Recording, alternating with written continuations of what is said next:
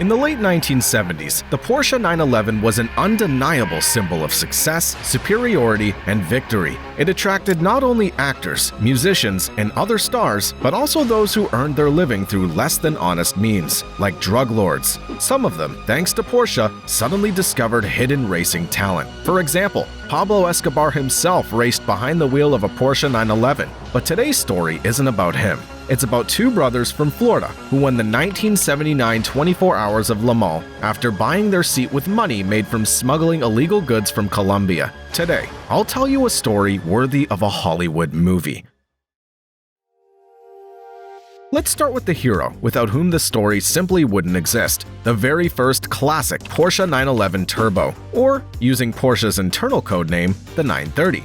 By the time this model debuted in 1974, the 911 badge was already 10 years old and well known. This car had already served the police, won the Monte Carlo Rally, and received a racing version, the Carrera RSR. However, the 911 had never been a full-fledged road supercar until the turbo version appeared. This version came with a significantly widened body, a massive rear wing, and a new 3.0-liter turbocharged engine. Naturally, it was an air-cooled flat six, as was customary for Porsches of that era, producing 260 horsepower.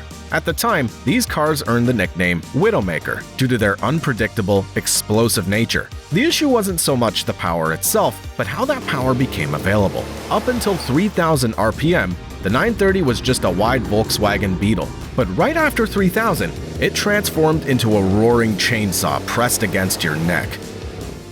Of course, this car had racing versions. The Porsche 935 was built according to the regulations of Group 5 motor racing classification. In its first year, it still tried to resemble a road car, but over time, manufacturers began taking advantage of the relative freedom in the regulations, giving their cars increasingly aggressive racing forms. Porsche was the first to exploit a loophole in the rules, discovering that there were no specific requirements regarding the shape or height of the front headlights. In motorsports, where even the smallest advantage matters, tradition means nothing. The iconic round headlights disappeared from the front, allowing for a sleeker nose and reduced air resistance. With each passing year, the car's design became more and more aggressive, to the point that it was nearly impossible to recognize any resemblance to the road-going Porsche. Just look at the monster that rolled out of Porsche's gates in 1978, nicknamed Moby Dick. These final versions of the 935 could produce up to 850 horsepower, allowing them to outrun even the lighter, purpose-built Group 6 prototypes on long straights. However, Porsche's goal with the 935 wasn't about setting records. The car was built for sale to numerous private teams, which is why starting grids in many sports car races were more than half filled with 935s. Some of these teams actively modified their purchased 935s, creating their own versions.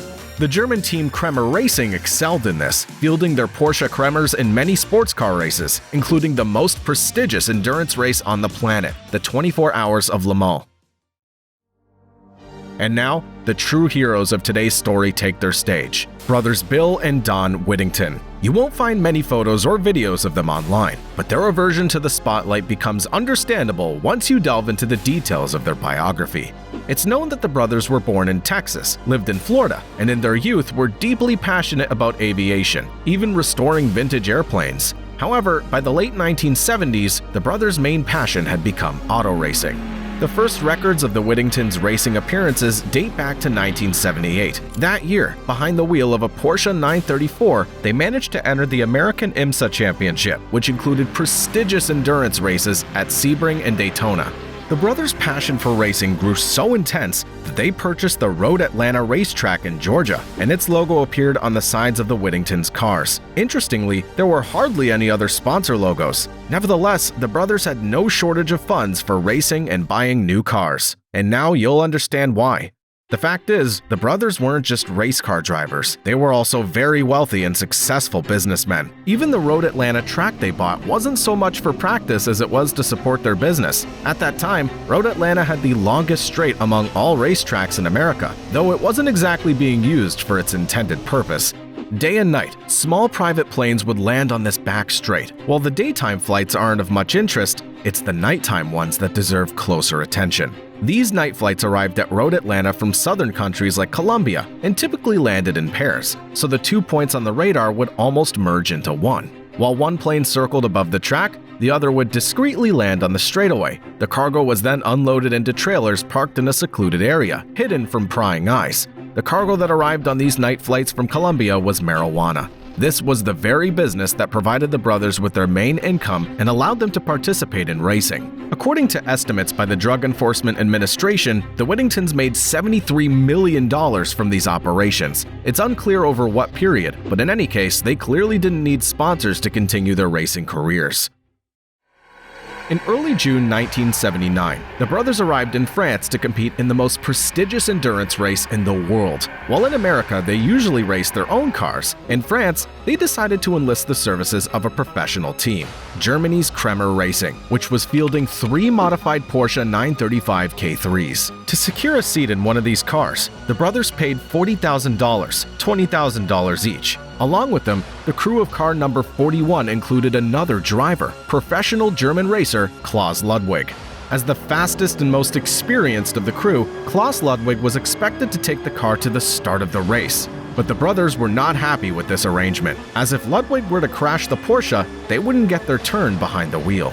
When the brothers shared these concerns with the team's founder, Erwin Kremer, he told them that in order to take the car to the start, they would need to do more than just buy a seat. They would have to buy the car itself. He named a price of $200,000. Kremer likely made this offer to shut down the audacious Americans, but the Whittingtons calmly replied that Kremer could come to their trailer and take $200,000 in cash out of their bag.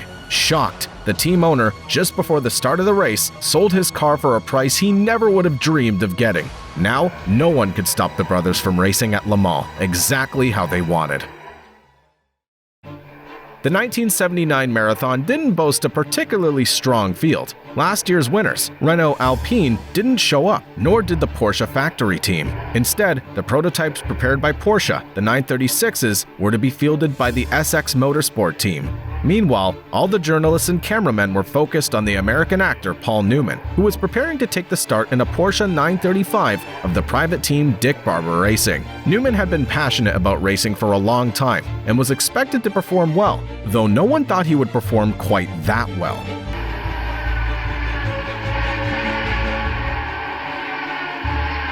Fast prototypes broke down or crashed one after another. The night in the rain finished off the last of them, and the spectators were treated to an incredible sight. 2 Porsche 935 crews were battling for the victory. The Whittington brothers' car was in the lead, and 15 laps behind, in second place, was Paul Newman's red Porsche. But despite their advantage, the brothers didn't just cruise to the finish. The Porsche's fuel pump drive belt snapped, and for an agonizing hour, Don Whittington, who was behind the wheel at the time, tried to fix it on his own. Fortunately, he realized that the generator belt could fit in place of the broken fuel pump belt. Thanks to this discovery, he managed to limp the Porsche back to the pits, where it was finally repaired and sent back out on the track. By then, their 15-lap lead had shrunk to just 3.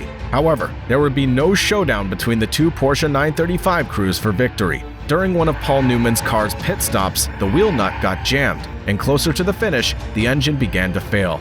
As a result, Newman's teammate, Rolf Stummelin, was forced to simply stop the car before the finish line, waiting for the 24 hours to finally expire and for the marshal to wave the checkered flag.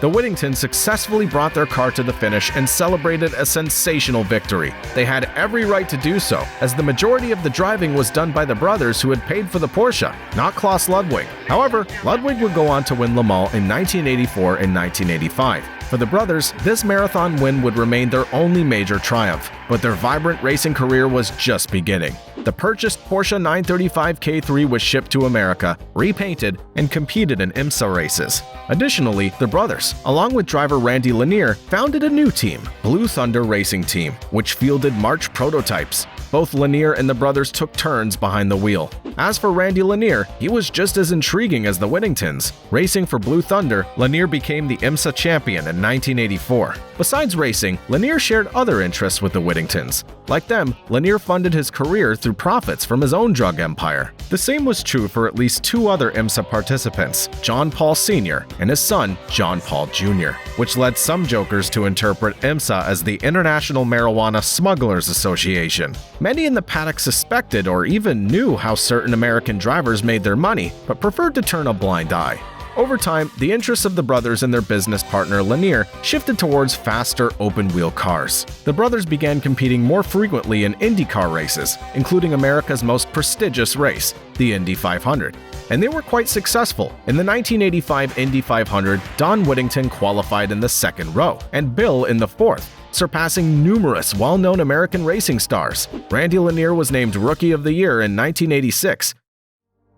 But by that time, the FBI and the Drug Enforcement Administration had begun to seriously investigate our story's heroes, and their racing days were numbered. Drugs are menacing our society. They're threatening our values and undercutting our institutions. They're killing our children. And by next year, our spending for drug law enforcement will have more than tripled from its 1981 levels. Last year alone, over 10,000 drug criminals were convicted, and nearly $250 million of their assets were seized by the DEA, the Drug Enforcement Administration.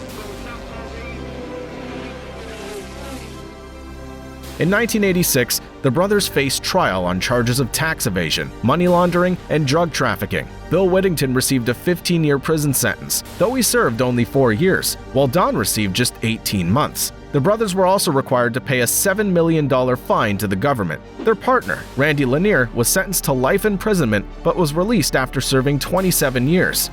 Upon their release, the Whittington brothers turned to the aviation business, founding an aircraft rental company called World Jet in Florida. At various times, World Jet was suspected of ties with Latin American organized crime. In 2018, Bill Whittington was imprisoned again for 18 months for tax evasion.